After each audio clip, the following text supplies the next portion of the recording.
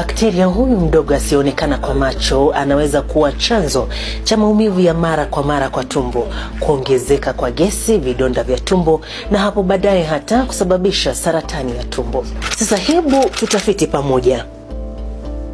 Anaitwa Helicobacter pylori, kwa kifupi H. pylori. Nadhani umeshasikia jina hili. Anapatikana kwa karibu nusu ya watu duniani kote, lakini wengi hawajui kama wanao. H. pylori ni bakteria anayeishi kwenye kuta za tumbo.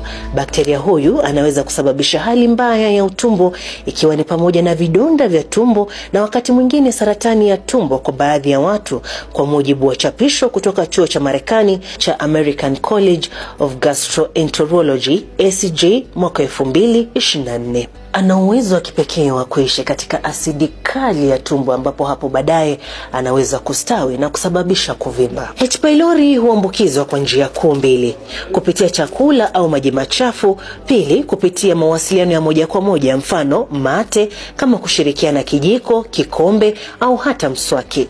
Habari njema ni kwamba H. pylori inatibika na dawa zinazotumika kutibu H. pylori zinajulikana kama triple therapy, ikiwemo dawa ya kuua vijasumu 2 za aina tofauti, kuua bakteria, pamoja na dawa ya kupunguza asidi ya tumbo ili kusaidia ukuta wa tumbo kupona. Ni muhimu sana kumaliza dawa zote ulizoandikiwa hata kama umeanza kujisikia vizuri. Ukiacha mapema, bakteria hubaki na kuendelea kukua tena kwa nguvu zaidi. Epuka vyakula vyenye pilipili nyingi na mafuta mengi. Kula lishe bora yenye matunda, mboga na vyakula vyenye probiotics kama mtindi pamoja na nyuzi.